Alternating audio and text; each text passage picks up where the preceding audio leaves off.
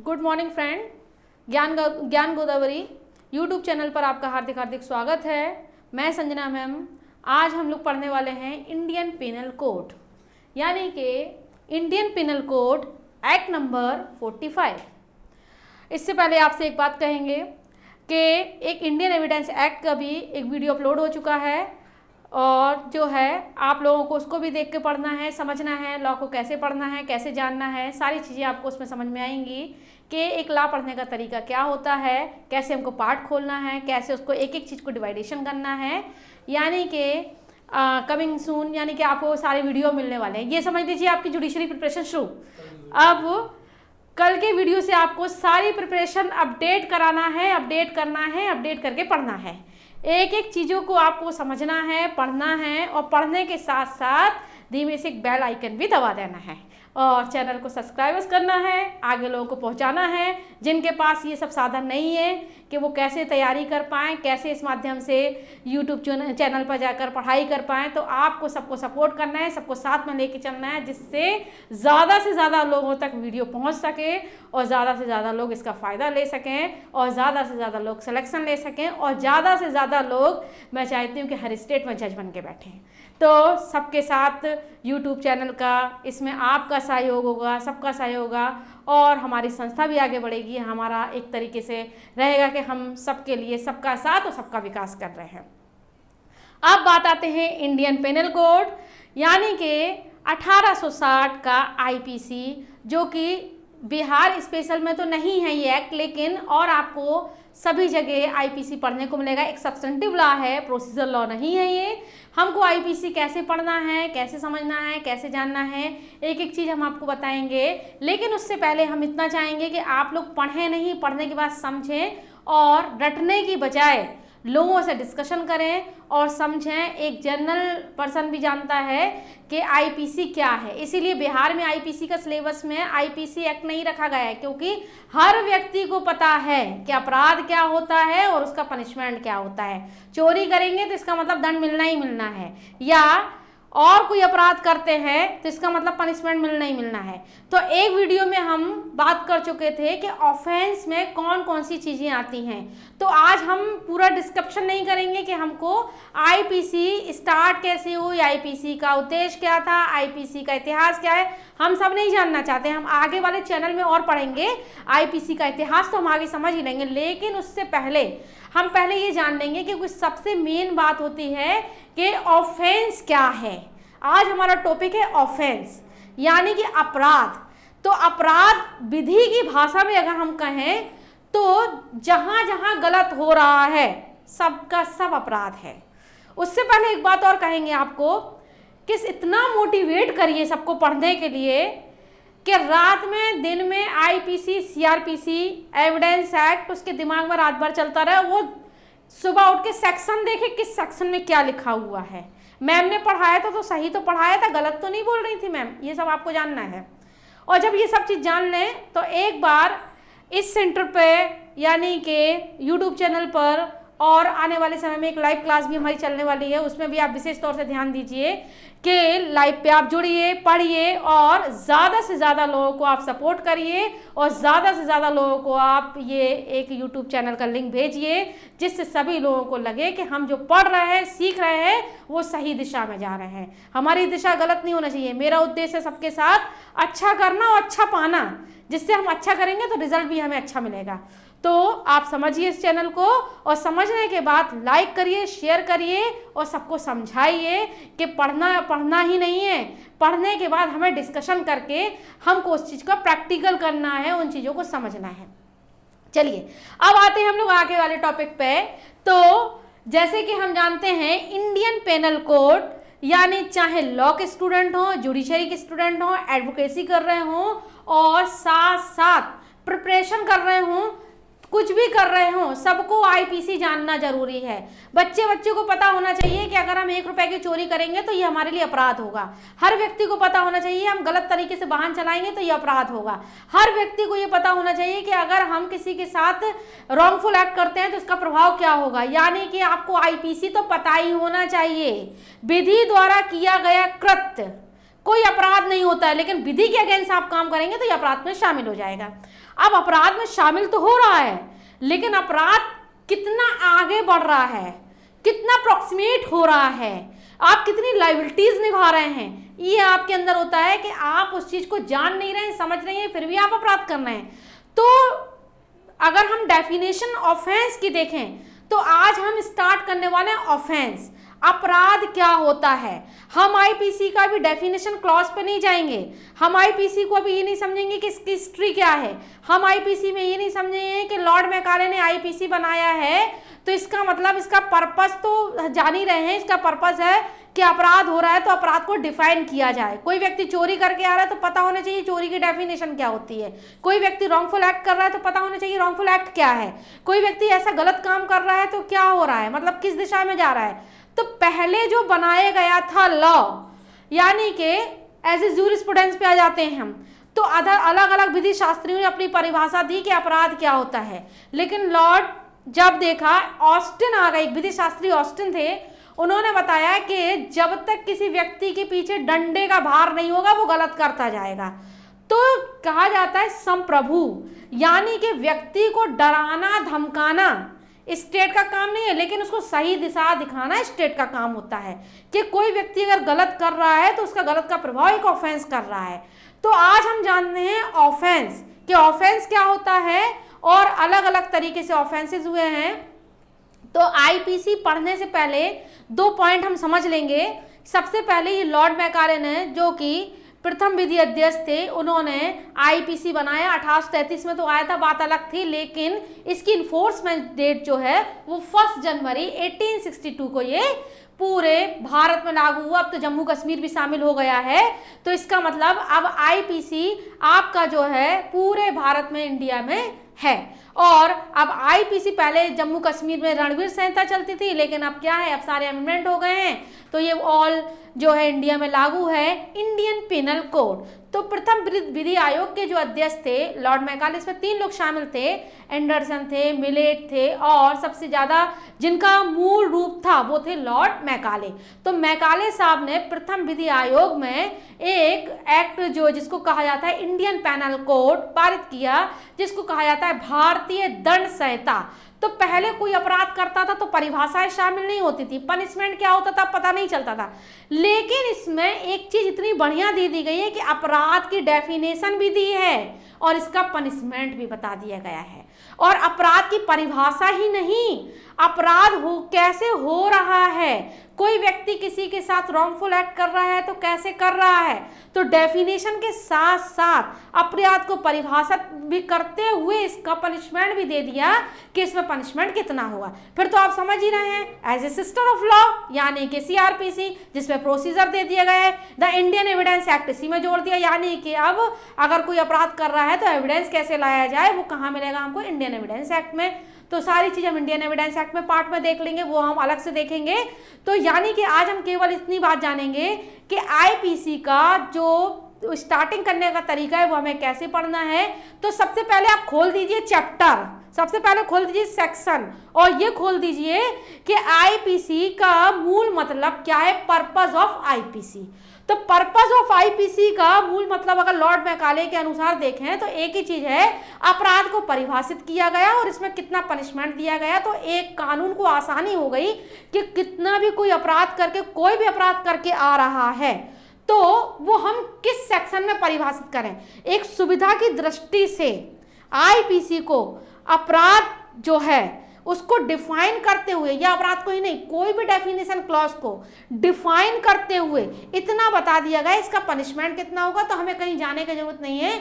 तो जनता की सुविधा के लिए, कानून की सुविधा के लिए और पढ़ने वालों की सुविधा के लिए बता दिया गया है कि आईपीसी को पढ़ने से पहले डेफिनेशन क्लॉज जानना है, अपराध की परिभाषा क्या कह रही है, कौन सा अपराध हो रहा है, अगर कोई किसी के बाद छिनैती करता है तो लूट कैसे हो रही है, बिना कंसेंट के किसी की वस्तु उठा के लाता है चोरी कैसे हो रही है, किडनैपिंग कैसे हो रही है, एब्डक्शन कैसे हो रही है, रॉन्गफुल एक्ट कैसे हो रहा है, और गुड फेथ में काम कर रहा है तो कैसे हो रहा है, जनरल एक्सप्लेनेशन क्या हो रहा है, ये सब चीज़ें हम आगे वाले टॉपिक में पढ़ेंगे। लेकिन आज का मूल हमारा टॉपिक है ऑफेंस के लेके, अपराध को लेके आज हम पढ़ने वाले हैं कि अपराध हमें कैसे डिफाइन करना है, अपराध को कैसे परिभाषित किया जाए, हमको कैसे पढ़ना है, ये सब चीज़ें हमें जानना है आईपीसी में। तो 1 जनवरी 1862 को ये लागू हुआ और 23 अध्याय है इसमें और धाराओं की संख्या जो है 511 है। और इसको बनाने वाले कौन थे, लॉर्ड मैकाले। यहाँ 2 लोगों का नाम और जोड़ देते हैं हम, यानी कि मिलेट और एंडरसन। अब बात आती है ऑफेंस, अपराध। तो अपराध एक तरीके से कहा गया रॉन्गफुल एक्ट है, यानी कि एक्ट और ओमिशन है, जिसमें हम आगे पढ़ के डेफिनेशन क्लॉज में देखेंगे। ऑस्टिन ने इसकी डेफिनेशन अलग दी है, स्टीफन ने अलग दी है, और दूसरी चीज इसमें और भी लोग थे, बेंथम थे और जो भी और लोग थे उन्होंने डेफिनेशन अलग अलग तरीके से दी है। कई लोगों ने इसमें, जस्टिस कैनी थे, उन्होंने अलग तरीके से दी है। तो कई तरीके से डेफिनेशन देने के बाद एक ही बात सामने आई है, रॉन्गफुल एक्ट, विधि द्वारा गलत तरीके से किया गया कृत्य, विधि के समादेशों को ना मानते हुए रॉन्गफुल एक्ट कर देना, एक लोप कर देना अपराध की कोटि में शामिल हो जाता है। अब बात आती है कि किसको कहेंगे as a civil wrong, as a criminal wrong. चाहे सिविल अपकार हो, लॉ ऑफ टॉर्ट हो, स्ट्रिक्ट लॉयबिलिटी हम लोग आगे पढ़ेंगे, या सिविल अपकार या दंड के अनुसार किया गया कार्य, यानी कि क्रिमिनल अपकार जिसे हम कहेंगे, क्रिमिनल रॉन्ग, सिविल रॉन्ग। तो 2 बातें यहां आई हैं, जनता द्वारा जनता के साथ किया गया कृत्य, मानव द्वारा मानव के साथ किया गया रॉन्गफुल एक्ट। तो आईपीसी सभी व्यक्तियों पर लागू है, यानी व्यक्ति की बात की गई है, यहाँ जीव जंतु को मत जोड़ दीजिएगा। व्यक्ति द्वारा व्यक्ति के साथ किया गया गलत कृत्य। तो बात आती है एक्ट और ओमिशन। तो अपराध किसे कहेंगे, तो कार्य किसी व्यक्ति को दोषी नहीं बनाता जब तक उसका मन भी दोषी ना हो। तो कार्य तो अच्छा भी हो सकता है, गलत भी हो सकता है, रॉन्गफुल भी हो सकता है और अच्छा भी किया जा सकता है, गुड फेथ में किया जा सकता है। लेकिन जहां रॉन्गफुल लग जाता है, एक्ट और ओमिशन लग जाता है, इसका मतलब वो कार्य अच्छा हो ही नहीं सकता, वो गलत ही होगा। तो 2 बातें हम यहां जान लेंगे। एक तो जान लेंगे स्ट्रिक्ट लायबिलिटी, कठोर दायित्व का सिद्धांत। दूसरी बात हम जान लेंगे कि कठोर दायित्व का सिद्धांत भी हम आगे पढ़ेंगे, लेकिन सबसे पहले हम जान लेंगे कि पहले गलत क्या है। तो जस्टिस कैनी को ले लीजिए, विधि शास्त्री कैनी, स्टीफन को ले लीजिए, ऑस्टिन को ले लीजिए, और भी कई सारे विधि शास्त्री हैं, एक एक नाम खोलेंगे, सबको ले लीजिए। सबका एक ही मूल उद्देश्य है कि किसी व्यक्ति द्वारा गलत तरीके से किसी व्यक्ति के साथ एक अपकार करना जिससे पूरे मानव समाज को क्षति या नुकसान कारित हो, वो एक ऑफेंस है। एक लाइन में समझिए, सबकी डेफिनेशन अलग अलग है, हम मानते हैं, लेकिन एक लाइन में अगर आप अपराध को समझ गए तो आप मान लेंगे कि अपराध क्या है। किसी व्यक्ति द्वारा व्यक्ति के साथ जो कि गलत है, रॉन्गफुल एक्ट है, ऐसा कृत्य जो समाज को हानि और नुकसान कारित करे, तो इसका मतलब वो अपराध है। तो आईपीसी की धारा 40 में अपराध को बताया, कई सारे ऑफेंस बता दिए गए हैं, और सीआरपीसी के सेक्शन 2N में बता दिया गया है कि ऑफेंस क्या होता है। एक सिविल अपकार है, यानी कि एक तरीके से देखा जाए तो ऐसा रॉन्गफुल एक्ट है, चाहे वो सिविल हो चाहे क्रिमिनल हो, किसी व्यक्ति मानव समाज पर उसको क्षति या नुकसान कारित हो रहा हो, वो ही अपराध है। तो अपराध को हम डिफाइन करने से पहले जान लेंगे कि अपराध क्या है। सबकी परिभाषाओं को एक तरफ कर देते हैं, वो तो पढ़ने का काम, रटने का काम है, लेकिन एक लाइन में हम समझ लेते हैं कि अपकार, अपराध, सिविल अपकार, अपराध क्या है।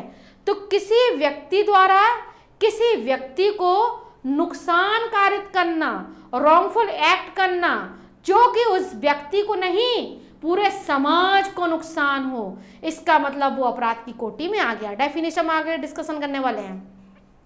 तो अपराध एक्ट और ओमिशन से मिलकर बनता है। ये हो गया एक्ट और ये हो गया ओमिशन, यानी कि लोप। ये भी हम आगे पढ़ेंगे।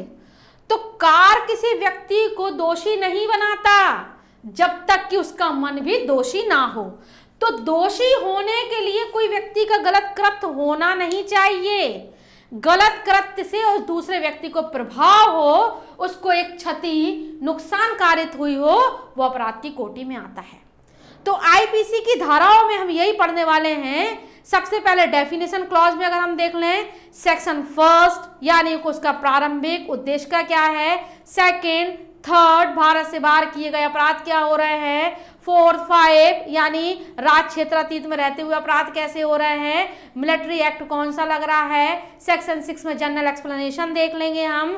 फिर उसके बाद हम कई सारे और चीजें देख लेंगे। जनरल एक्सेप्शंस को लेके सेक्शन 6 को लेके हम चैप्टर नंबर 4 के साथ पढ़ लेंगे। साधारण अपवादों का हर स्पष्टीकरण, हर शब्द का भाव वो होगा जो कि धारा 6 में एक स्पष्टीकरण भाव का लिखा है, वो पूरी आईपीसी की डेफिनेशन पर लागू होता है। तो हमें ज्यादा भी नहीं जाना है, केवल अभी हमें जानना है कि हमें इसमें पढ़ना कैसे है। तो ऑफेंस के बारे में अगर हम बात करें तो विधि किसी ऐसे व्यक्ति को मान्यता नहीं देती है जो गलत काम करके आया हो, इसका मतलब उसे क्षम्य कर दिया जाए। तो विधि के समानुदेशों में कोई कार्य कर रहा है, आदेश से काम कर रहा है, तो वो जनरल एक्सेप्शन में चला जाएगा, उसने कोई अपराध नहीं किया। लेकिन विधि के अगेंस्ट जाते हुए कोई व्यक्ति अपराध कर रहा है और जान रहा है, इंटेंशन है, रॉन्गफुल एक्ट कर रहा है, इसका मतलब वो अपराध कर रहा है।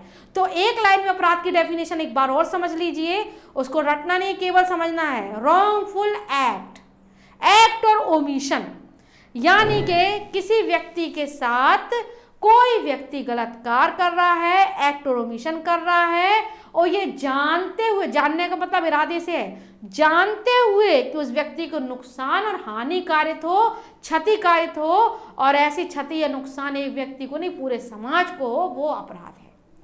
तो अपराध की डेफिनेशन हमने 2 लाइन में जान ली। चाहे वो जेम्स स्टीफन ले लीजिए, चाहे वो कैनी ले लीजिए, चाहे वो ऑस्टिन ले लीजिए। ऑस्टिन ने भी अपनी 8 बातें बताई हैं, उसमें एक बात बताई है सरकार की बात, यानी कि सरकार का भार डंडे का पीछे एक व्यक्ति पे ऐसा रहता है जिससे वो डर में काम ना करे। तो पहले लॉ जो चलता था, दांत के आगे दांत, हाथ के आगे हाथ, जान के बदले जान। तो हमें उस चीज को नहीं देखना है, हमें लॉ के अकॉर्डिंग चलना है कि आईपीसी में जो भी सेक्शन दिए गए हैं उनको डिफाइन करके हमें अपराध में कैसे शामिल कर देना और कैसे वो अपराध हो गया और अपराध की कोटि में पहुंच गया। तो रूल ऑफ प्रॉक्सिमिटी का हम सिद्धांत देख लेंगे। सन्निकटता का सिद्धांत जिसे कहा जाता है कि व्यक्ति कितना अग्रसित है करने के लिए, काम को कितना अग्रसर कर रहा है, किसी एक्ट को आगे चल के कितना कर रहा है। तो तैयारी हर चीज की अपराध नहीं होती है, लेकिन अगर वो डकैती कर रहा है, राजद्रोह की तैयारी कर रहा है, तो दंडनीय हो जाएगी। तो तैयारी हर जगह दंडनीय नहीं है। आईपीसी में तैयारी करके आदमी मना भी कर सकता है, हम नहीं करना चाहते हैं, लेकिन वो तैयारी करके उसको रूल ऑफ प्रॉक्सिमिटी में आगे कर देता है, वो अपराध में शामिल हो जाता है। तो आज हम केवल 3 बातें ये जानने वाले हैं। पहला ऑफेंस, तो विधि द्वारा किया गया कोई कृत्य, विधि द्वारा कोई किया गया कृत्य अपराध की कोटि में नहीं आता है। विधि के अगेंस्ट किया गया कोई कृत्य अपराध की कोटि में आता है। जो एक व्यक्ति किसी व्यक्ति के साथ रॉन्गफुल यानी कि कार और लोभ, कार के साथ लोभ मिल रहा है, करता है, जिससे पूरे मानव समाज को क्षति या नुकसान कारित होती है, वो अपराध होता है। चाहे वो सिविल रॉन्ग हो, चाहे वो क्रिमिनल रॉन्ग हो। यही लिखा है सेक्शन नंबर 2N में जब आप पढ़ेंगे सीआरपीसी में। अब बात आती है कि ऑफेंस हमने जान लिया, तो ऑफेंस होने के लिए भी हमें 2 स्टेप से गुजरना पड़ेगा। एलिमेंट्स ऑफ क्राइम, अपराध के आवश्यक तत्व, और स्टेज ऑफ क्राइम यानी अपराध के चरण। तो सबसे पहले हम देखेंगे अपराध के आवश्यक तत्व यानी एलिमेंट्स ऑफ क्राइम। तो सबसे पहले व्यक्ति आता है, व्यक्ति द्वारा व्यक्ति के साथ रॉन्गफुल किया गया एक्ट। तो यानी आईपीसी किस पे लागू है, व्यक्तियों पर लागू है। और उसके बाद आता है इंटेंशन यानी दुराशय। तो दुराशय भी हम आगे पूरा डीपली पढ़ेंगे। मेंसिट्रिया क्या होती है, मेंसिट्रिया का सिद्धांत क्या है, डॉक्ट्रिन ऑफ मेंसिट्रिया, मेंसिट्रिया में दुराशय का सिद्धांत कहाँ से आया है, किस टेस्ला से आया है, हम आगे पढ़ेंगे। तीसरी बात है एक्ट और ओमिशन। कार्य किसी व्यक्ति को दोषी नहीं बनाता जब तक उसका मन भी दोषी ना हो। एक्ट के साथ ओमिशन जुड़ा होना चाहिए। उसके बाद होता है वो कार्य तो किया गया है, रॉन्गफुल एक्ट से किया गया है, लेकिन वो कार्य पूरा होना जरूरी है। हर प्रयत्न अपराध नहीं होता है, लेकिन जहां प्रयत्न है, जहां पे डेफिनेशन में दे दिया है, वहां अपराध हो जाएगा। लेकिन कार्य किसी व्यक्ति को दोषी नहीं बनाता जब तक कि उसका मन मस्तिष्क दोषी की श्रेणी में ना आता हो। तो इसका मतलब एक व्यक्ति होना चाहिए, व्यक्ति के मन में गलत इंटेंशन होना चाहिए, उस इंटेंशन से एक एक्ट किया गया हो, एक्ट के साथ ओमिशन किया गया हो, और उसके साथ साथ वो कार्य पूरा होना चाहिए। इसी के तरीके से आ जाता है स्टेज के चरण क्या होंगे, यानी इसके ऑफेंस के स्टेज क्या क्या होंगे। तो सबसे पहले होता है आशय, फिर होता है उसने किसी काम के लिए तैयारी किया है, उसके साथ उसने अटेम्प्ट किया है, और अपराध को पूर्ण होने के बाद वो एक व्यक्ति को नहीं पूरे समाज को नुकसान कारित करे, वो ही अपराध है। तो अपराध की कोटि में हम जानने वाले दो बातों को जान चुके हैं। अपराध के आवश्यक तत्व यानी कि एलिमेंट्स ऑफ क्राइम और स्टेज ऑफ क्राइम। तो चार बातों में रट लीजिए, आपको 5 क्वेश्चन यहाँ से मिलने वाले हैं कि स्टेज ऑफ क्राइम क्या होगा और एलिमेंट्स ऑफ क्राइम क्या होगा। तो स्टेज ऑफ क्राइम में हम आ जाएंगे अपराध के चरण, आशय, तैयारी और प्रयत्न और अपराध का पूर्ण होना। और यहाँ हम आ जाएंगे अपराध के आवश्यक तत्व में, यानी कि व्यक्ति होना चाहिए, दुराशय होना चाहिए, उसके अकॉर्डिंग कार्य होना चाहिए, अपराध पूर्ण होना चाहिए। इसी के तरीके से आया था स्टेज ऑफ क्राइम के बाद रूल ऑफ प्रोक्सिमिटी। हम इसको आगे उदाहरण में कल से पढ़ेंगे, और इसको पढ़ने के साथ साथ ये भी समझेंगे कि रूल ऑफ प्रोक्सिमिटी का सिद्धांत कहाँ लागू होता है, अपराध की सन्निकटता कितनी करीब आ गई है, कितने पास में है, जो अपराध को पूर्ण होना कर देता है। तो कार्य किसी व्यक्ति को दोषी नहीं बनाता जब तक उसका मस्तिष्क भी दोषी ना हो। तो जस्टिस पे भी विधि शास्त्री बोल चुके हैं कि व्यक्ति झूठ बोल सकता है, परिस्थितियां झूठ नहीं बोल सकती हैं। एक्टस नॉन फेसिट निसी मेंसिट्रिया, कार्य किसी व्यक्ति को दोषी नहीं बनाता जब तक कि मन मस्तिष्क दोषी ना हो। बस इतना इस टॉपिक आप पढ़िएगा, और आगे का कल का इंतजार करिएगा कि नया वीडियो हम फिर से लेके शुरू हों। और इसी के साथ साथ सब्सक्राइबर्स करिए और बेल आइकन को दबाइए और आगे लोगों को वीडियो पहुंचाइए, जिससे हमारा भी उत्साह बढ़े, आपका भी उत्साह बढ़े, और आपको एक अच्छा नॉलेज मिले, और उसके साथ साथ आप एक प्रिपरेशन कर पाएँ और एक आप अच्छी एक पोस्ट पा पाएँ। और उसके बाद जुडिशरी में जाने के लिए आपको इतनी मेहनत के बाद अब जब जाएंगे तो आपको भी अच्छा लगेगा कि हम अच्छा पढ़ के आए, अच्छा सीख के आए हैं, और अच्छा ही हम काम करेंगे। Thank you.